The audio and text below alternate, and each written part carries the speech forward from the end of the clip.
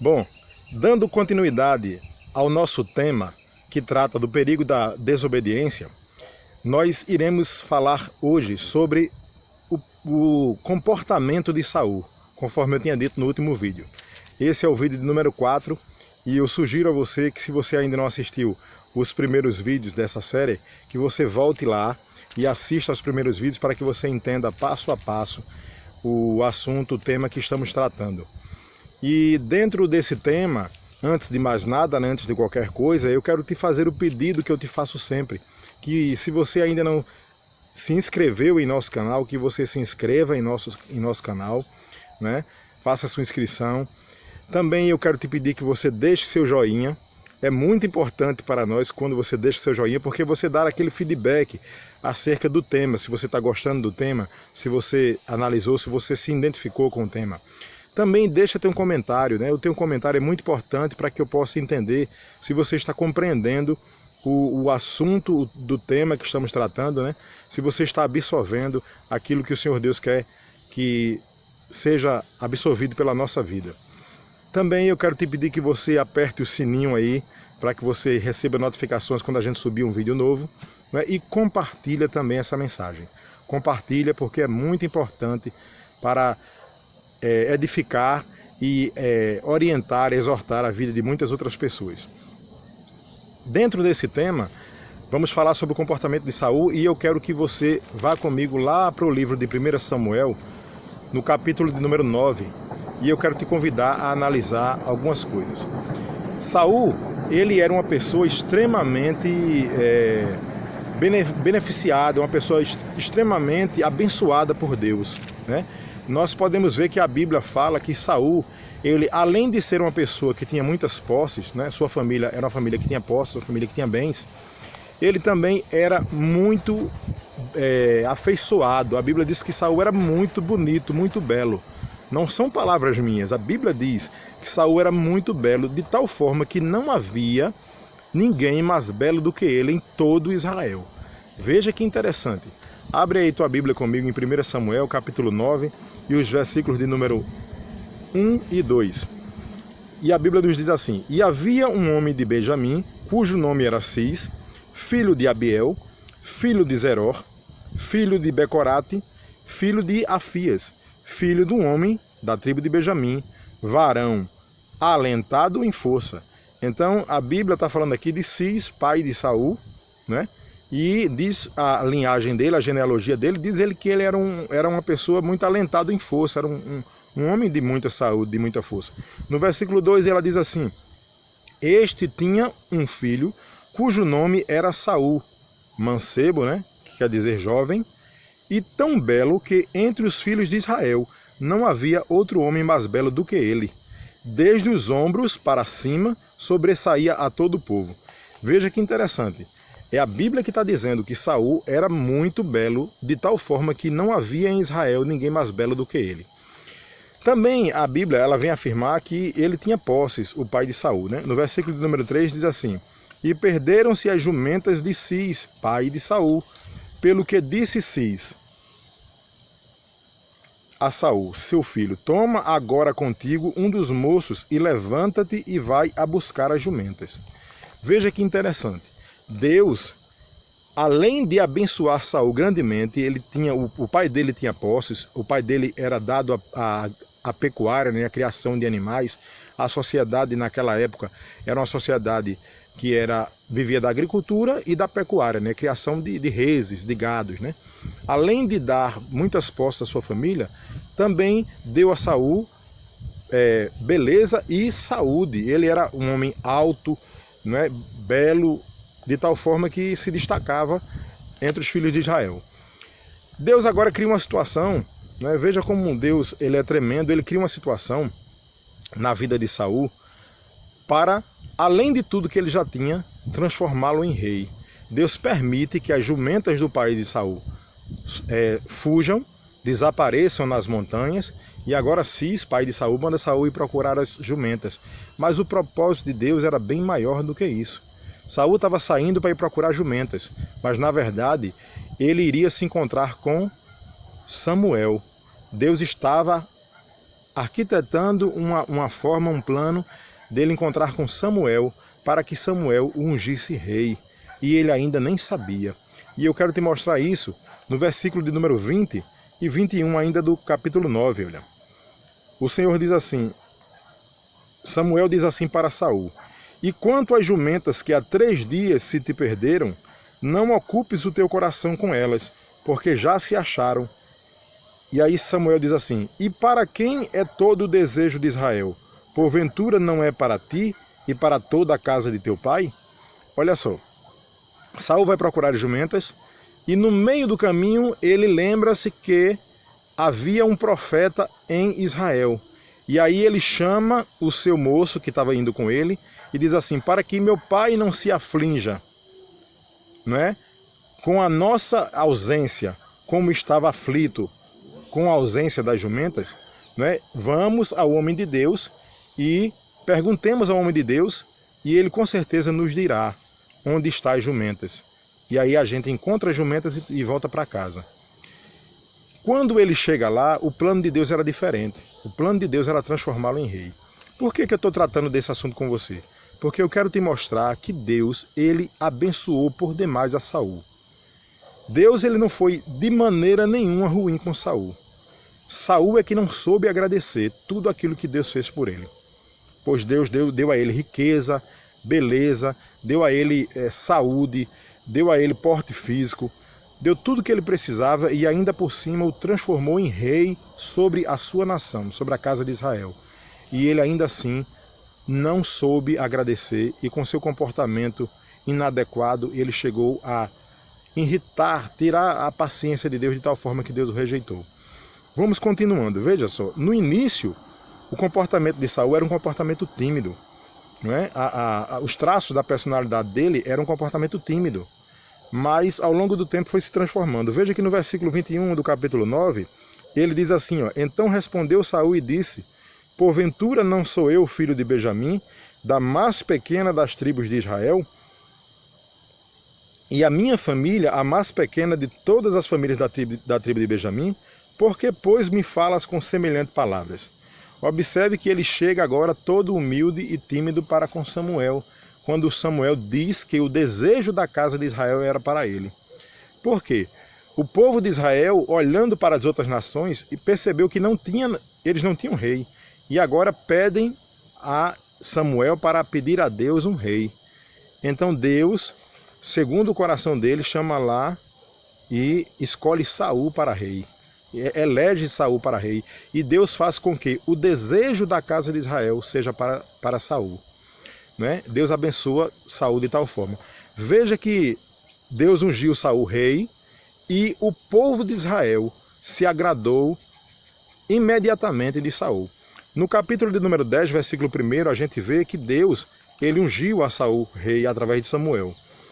Então tomou Samuel um vaso de azeite e lhe derramou sobre a cabeça e o beijou e disse, porventura te não tem ungido o Senhor por capitão sobre a sua herdade? Observe aqui, ele é ungido rei. Logo em seguida, lá no versículo de número 24, eu estou acompanhando o roteiro para que você possa entender bem o propósito desse ensino. No versículo de número 24, nós vamos ver que Deus concede que o povo se agrade de Saul, né? Versículo número 24 do capítulo 10. E então disse Samuel a todo o povo, vedes já a quem o Senhor tem elegido, pois em todo o povo não há nenhum semelhante a ele. Então jubilou todo o povo e disseram, viva o rei. Então nós vemos aqui que Saul tinha todas essas bênçãos, conseguiu que Deus fizesse com que o povo se agradasse dele, de tal forma que aceitaram ele imediatamente como rei, não é? E Saul, ele estava com tudo nas mãos, ele tinha tudo, as bênçãos de Deus, a aclamação do povo, o reinado, a sua família já era rica, ele já era uma pessoa bem afeiçoada, já tinha um porte físico, né? E ele tinha tudo para ser exatamente uma pessoa feliz, mas dentro dele havia um espírito amargurado. Dentro de Saul havia traços de personalidade, de insegurança, de inveja, de medo, de falta de fé, falta de intimidade com Deus, que a gente vai ver ao longo desse estudo. E eu quero te mostrar mais uma coisa muito interessante, muito importante, é que Deus, ele concede o seu espírito a Saul. Veja no capítulo 10, versículo de número 10, observa comigo. E chegando ele ao outeiro, eis que um rancho de profetas lhe saiu ao encontro, e o Espírito do Senhor se apoderou dele e profetizou no meio deles. Observa só comigo.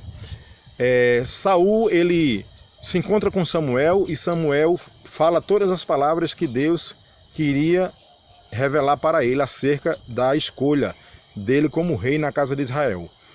E Samuel dá algumas recomendações e avisa para Saul que algo vai acontecer da parte de Deus na vida dele. Quando ele sai dali, né, e chega nessa parte que a Bíblia trata como um outeiro, né, ele se encontra com um grupo de profetas que vai chegando, um rancho onde havia profetas. E aí ele, imediatamente, a Bíblia diz que o Espírito de Deus se apodera dele de tal forma que ele começa a profetizar no meio dos profetas. Isso é um sinal claro de que Deus estava com Saul no início da sua caminhada. Tem outro versículo que nos mostra isso. No capítulo de número 11, versículos 6 e 7, a Bíblia diz assim, olha. Nesse acontecimento, a Bíblia fala que os filhos dos amonitas, eles se juntam com os homens de Jabes, fazem uma aliança e resolvem guerrear contra a casa de Israel. E aí o povo agora começa a se afligir, a ficar preocupado, triste, achando que iriam ser destruídos.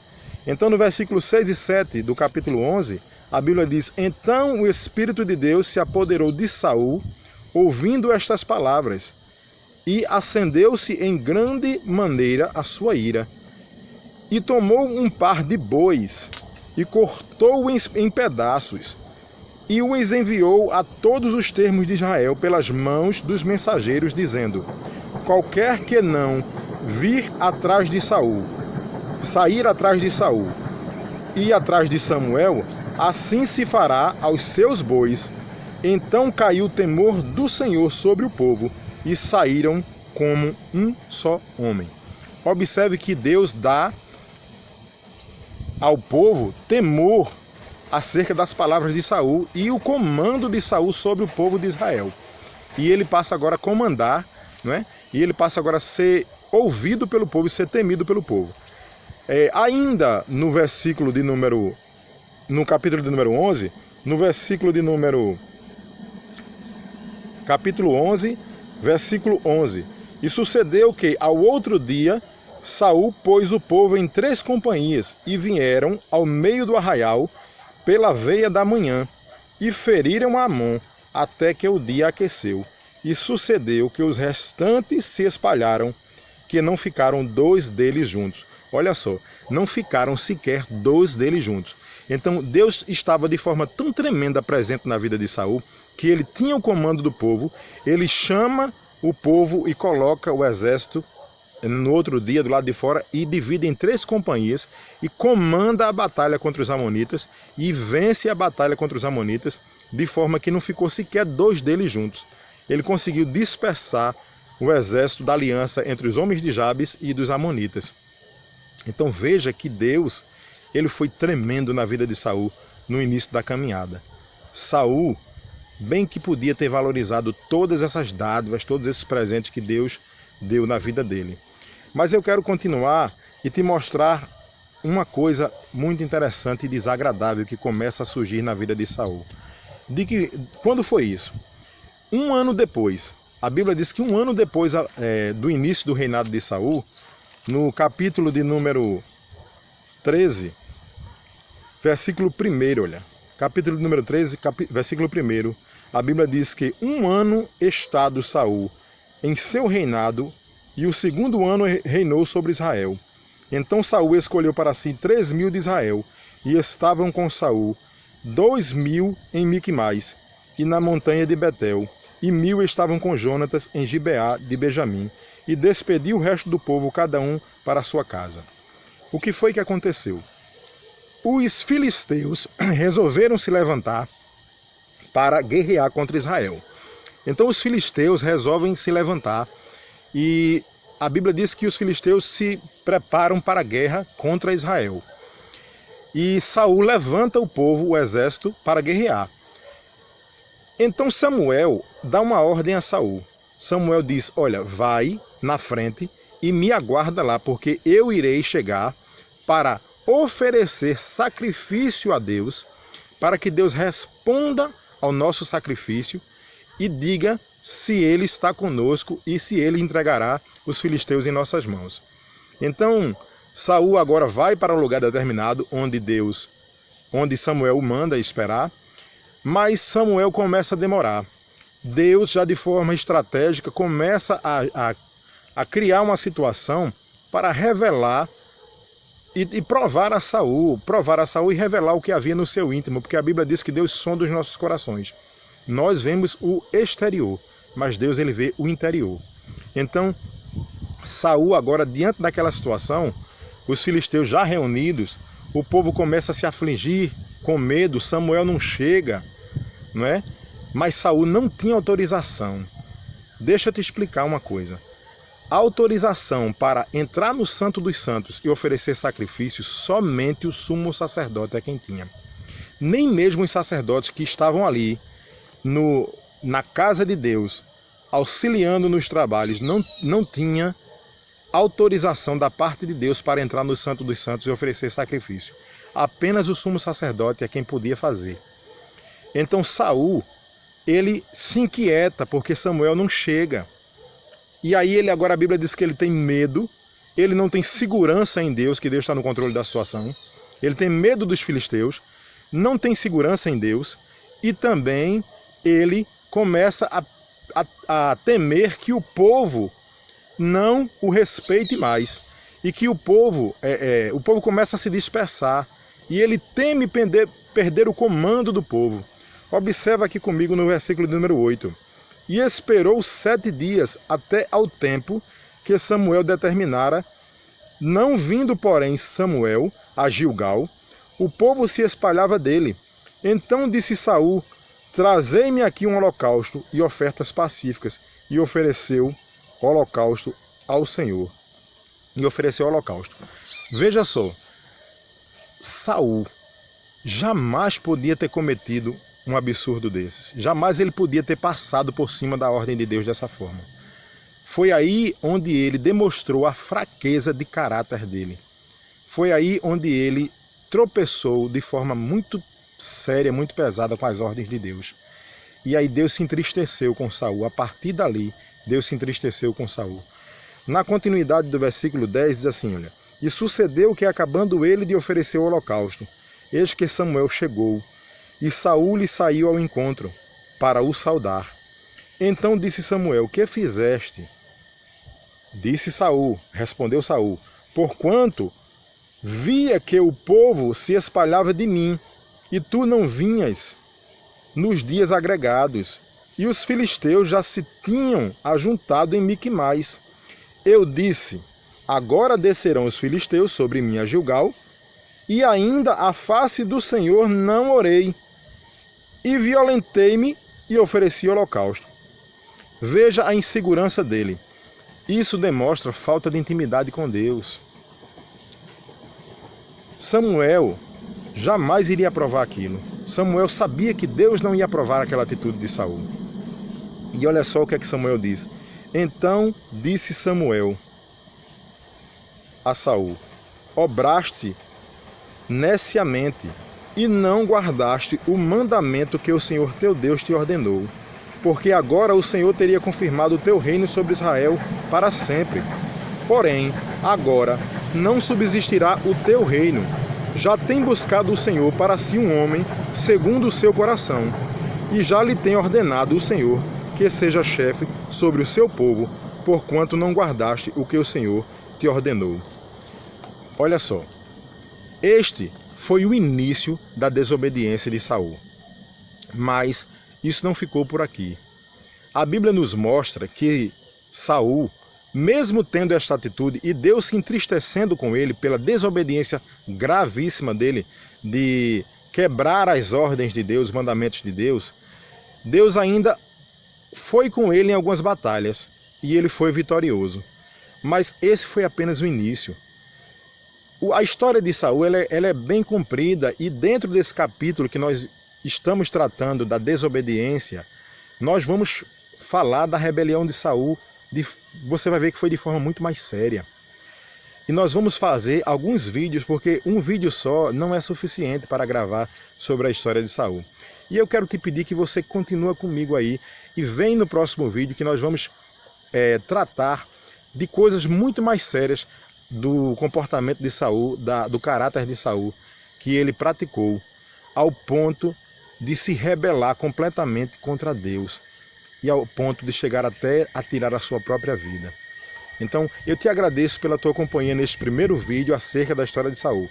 É o 4º vídeo da série O Perigo da Desobediência. Volta lá se você não assistiu ainda os primeiros vídeos para que você possa entender. Quero te pedir também que inscreva-se no nosso canal, né? Faz a tua inscrição aí, dá o teu joinha aí para você demonstrar para a gente que você está gostando do nosso estudo, dos nossos temas. Deixa teu comentário para que a gente possa debater. Você, inclusive, se quiser sugerir temas novos, deixa teu comentário. Também ativa o sininho para você receber notificações e compartilha essa mensagem. É um tema de extrema importância acerca da desobediência. Você vai estar ajudando o nosso canal Água de Graça a espalhar a palavra de Deus e evitar que muitas pessoas se percam nesse tema muito sério acerca da desobediência. Eu sou Carlos Souza, esse é o canal Água de Graça e eu te agradeço mais uma vez pela sua companhia. Fica com Deus e até a próxima.